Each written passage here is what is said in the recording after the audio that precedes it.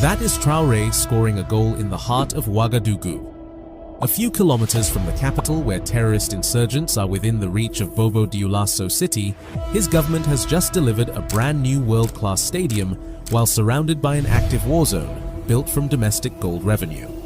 But here is where it gets wild. Drop your eyes to the floor these young Burkinabe athletes are playing on. This is not American hard maple or imported European beach. Engineers have somehow hardened locally sourced bamboo, which is actually a grass, into a high-performance sports floor, completely bypassing the need for imported Western timber. Just look at the exterior of the Ouaga 2000 sports facility where this arena sits. This is how Ibrahim Traoré is leveraging Burkina Faso's sovereign gold reserves to physically rebuild the nation's athletic footprint without foreign debt.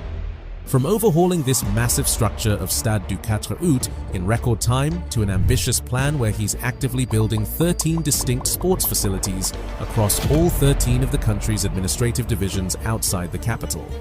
The plan is much bigger than anyone ever thought. Traoré is quietly turning sport and entertainment into something far more dangerous to the old order than a stadium: soft power. Look at this single frame. That is Samuel Eto'o and Emmanuel Adebayor, two of the most recognized footballers in African history, standing inside Burkina Faso, right next to Traoré. Why would global superstars willingly fly into a country the West insists is collapsing? We'll get to how he got them here, because that story alone should not have been even possible. And he's not stopping at football. He's pulled foreign cycling teams from Europe to ride straight across the country in the Tour du Faso. He's still hosting FESPACO, the largest film festival on the African continent, while actively fighting a war. And what he told the filmmakers in that room about who really controls a nation's story is something most Western governments would never say out loud. À travers le cinéma, des gens ont dominé le monde. À travers le cinéma, nous devons aussi, nous, pouvoir faire valoriser nos cultures et reprendre notre place dans le concert du monde. So how does a country Western embassies tell their own citizens never to set foot in, a country fighting an active insurgency, pull off all of this at once? That brand new stadium. The bamboo engineering I'm about to show you. Even crazier, without external debt. To better understand how, you have to go back to where this whole sporting revolution actually started. It begins with the national team. For almost 4 years, Burkina Faso's national team, the Stallions, played in exile.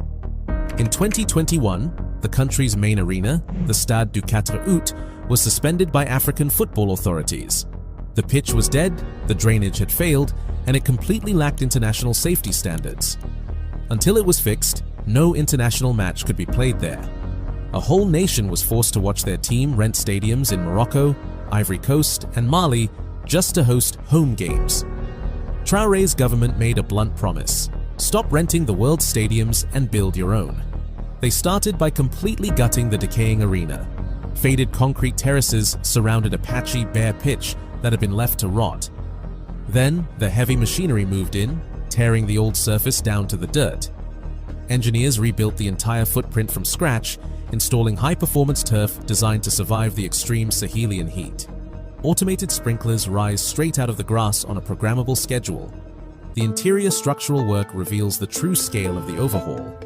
Before the renovation, the corridors were raw, decaying concrete. The chipped tiles have been replaced with fresh, heavy-duty flooring designed for matchday foot traffic. And where the paint used to peel, the state has placed a portrait of Traoré, anchoring the new infrastructure to the man who ordered it built. On July 1st, 2025, the sporting exile was officially over. The Stade du 4 Août reopened on the exact anniversary of the 1983 Sankara-era Burkinabe Revolution, and the ceremony was a massive visual flex of state power. 10 paratroopers dropped from 2,500 meters straight into the center circle. Athletes tested the new track, and the national team stepped onto the grass in a new jersey carrying 65 stars for 65 years of independence. Up in the stands, thousands of citizens color-coordinated their clothes to form a massive Burkinabe flag and a giant human star. Traoré's convoy rolled through the gates beneath a huge new LED screen, taking the VVIP tribune.